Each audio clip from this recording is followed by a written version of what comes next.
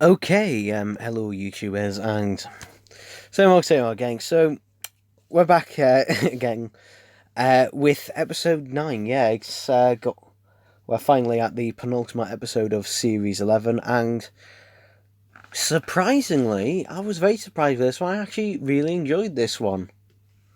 Yeah, I know. I'm glad to be surprised by it because going in from the trailer, like seriously, they've got to get some better trailer makers. But going into it, I thought I was going to hate it. I was expecting to hate it, but you know what? I was glad to be proven wrong. It was an interesting story, mainly because it was less of about the threat itself in the story. It was more about the fact that it was a mystery, and you know, it's something that Doctor Who can do really well, and this is a really good little mystery story. Unfortunately, in the second half, I will say there is a lot of exposition dumping. Like literally, I think that's the biggest problem. Is the show don't tell. It feels like this was probably originally, closer to an hour long script that had to be cut down, but there is literally a good 5-10 minutes of literal exposition dumping from Jodie Whittaker. Seeing that though, this is the first time I felt Jodie Whittaker actually got close to actually portraying the Doctor in a genuine way when she stopped being all zany and wacky and actually, played the role completely straight.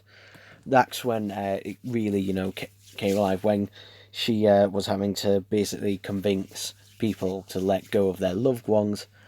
That is pretty much when, she started to feel more like the Doctor and less of someone, pretending to be the Doctor.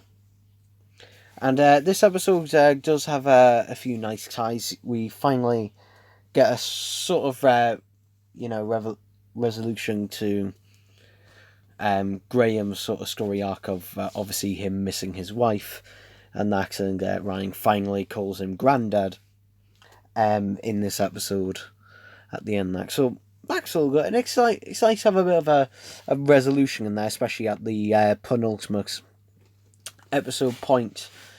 But I don't know whether I prefer this episode or Kablam, to be honest. The bit with the guy leading them through, like, the buffer dimension, I'm going to call it, did seem a little bit pointless. That bit did seem a bit like filler, to be honest, at the most part. I feel like if you cut that bit out and just had them walking on their own, and that it just felt like, oh, we have to have some sort of monster or something in here rather than, just going from A to B. I felt like it was just a bit of force mix, and the more interesting part of the story, and that it was sort of getting in the way of a bit. The moths and that, the flesh-eating moths, fine, keep them, but the guy walking around, there was basically next to no point of him, and oh god, the sonic screwdriver was a bit too used, a bit too much. Thinking about this, I mean, I did enjoy this episode. It's definitely in the good. I don't know whether it's better than Kablam. I don't know, but notice what those two stories have in common. They both have a mystery to them, and they also both feel like Doctor Who. This feels like Doctor Who. This feels like it feels similar to Knock Knock in a way from last year in terms of the settings. It feels like a sort of ghost-like sort of setting, like in the first McCoy era. Though I think it does suffer from one problem. I think last week's episode suffered from as well. I think it needed to be set at night. Because, to be honest, the creep factor in it, in the first half, you've got the oh, is there a monster out there, kind of thing. I think that would have been done much better if it was night.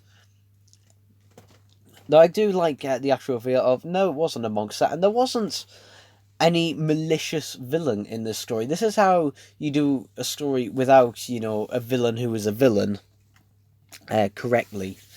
In a way that's basically, the villain isn't really a villain. It just wants a bit of friendship. That's all. It's a frog that wants friendship. Yeah. It's hard to talk about it. It really is. The directing for the most part. Sometimes when the camera was, I hated it when the camera was shaking around, because for one, it's hard to see what the hell's happening when the camera is constantly shaking. I think they're relying a bit too heavily on handheld shots this series. But I do like the bit, when they're going through the house and that at the beginning and they're looking through and it seems completely empty, and then they find the girl. That was well directed and acting well sequenced. On that, yeah, I thought it was a decent enough episode. It's nothing.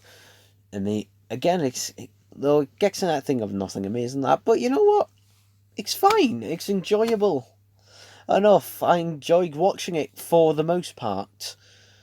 And it was a nice mystery in the way that it unravelled, and it wasn't a massive predictable thing. Although the massive exposition dumping on what the thing was, I think, was a bit much. I think, to be honest, we should have had the show don't tell rule in this story, to be honest. I think it would have been better if we'd known less, and that would have sort of basically built up the tension a bit more, because when the Doctor basically explains, what it is, and that we know that the people in this universe, that we know that these loved ones haven't come back and they're not real and that, and there's no doubt in our mind. I think, if that was left a bit more ambiguous and just like, oh, are they, aren't they? Real sort of thing, I think I will be better and more, beneficial in that. I mean, it still got the emotion across. I think, we could have felt a bit more on the characters if, we, the audience, didn't know ourselves. But they did make it clearly obvious that, no, they are not real people. But yeah, that's basically it for this video, and that. I hope you enjoyed it enough. And next week we've got the finale, which I'm predicting, judging by the look of it, and that, I reckon we're probably going to see a Dalek casing somewhere, just like in the background or something, and that story to justify the Termination contract. And people will say, oh, the Termination contract doesn't exist. It clearly does, because the BBC do not officially own the Daleks. They don't. Now, whether the Termination contract is a yearly thing or not, I don't know. But the Termination contract, in terms of the rights, that is definitely, clearly a thing. But anyway, we'll see you next week with the Series 11 finale, and I'll see you then at ta-ta, bye-bye, and, all that other stuff, chicken nuggets, happy buggets, yay.